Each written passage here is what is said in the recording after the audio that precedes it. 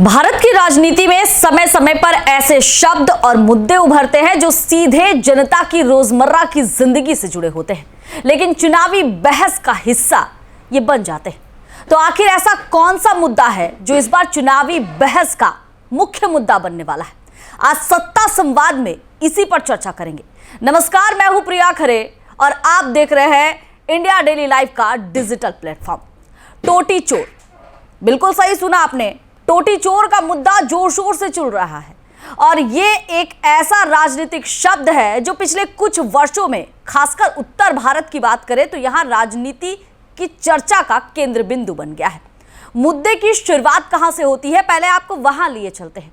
टोटी चोर शब्द का इस्तेमाल आमतौर पर उन आरोपों के लिए किया जाने लगा जिनमें यह कहा गया कि कुछ राजनीतिक दलों या नेताओं पर सरकारी संपत्ति जैसे पानी की टोटी, हैंडपंप, सड़क की फिटिंग या छोटे सार्वजनिक संसाधनों की चोरी या दुरुपयोग के आरोप लगे हैं। इन शब्दों को राजनीतिक भाषा में लोकप्रिय बनाने का काम मुख्य रूप से चुनावी प्रचार के दौरान हुआ, जब विरोधी दल पर यह आरोप लगाया गया कि उनके कार्यालय में सरकारी योजनाओं की छोटी लेकिन जरूरी चीजों का सही उपयोग नहीं हुआ या वे गायब हो गए।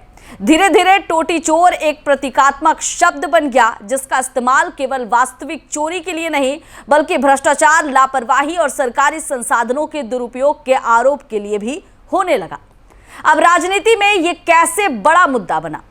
चुनाव के दौरान यह मुद्दा जनता के बीच इसलिए तेजी से फैला क्योंकि यह सीधे आम आदमी की बुनियादी जरूरतों से जुड़ा हुआ था, जैसे कि पानी, सड़क, बिजली और स्वच्छता।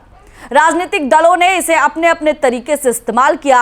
एक पक्ष ने इसे पिछली सरकारों की नाकामी के रूप में पेश किया तो दूसरे पक्ष ने इसे राजनीतिक बदनामी करने वाला प्रचार बताया। सोशल मीडिया पर यह शब्द मीम्स और कटाक्ष के रूप में तेजी से वायरल हुआ। अब जनता पर कितना असर हुआ यह भी हम जानेंगे। देखिए, जनता पर इसका सीधा असर होता हुआ नजर आया। अब बता दें कि पानी और मूलभूत सुविधा है जिसका असर सीधा जनता पर होता है। ग्रामीण इलाकों में जहां पानी और बुनियादी सुविधाओं को समस्या इसकी पहले से ही है और इस वजह से ये मुद्दा जोर शोर से गरमाया।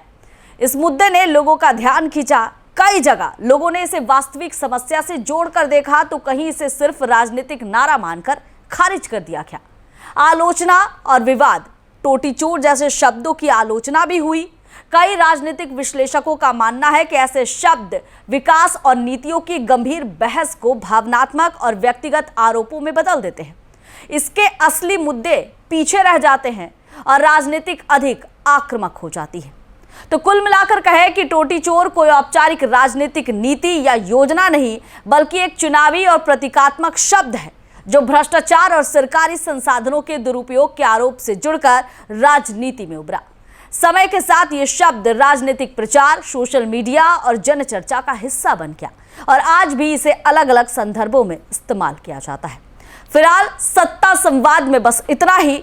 आगे सत्ता संवाद बने रहने के लिए, देखने के लिए जरूर सब्सक्राइब करें।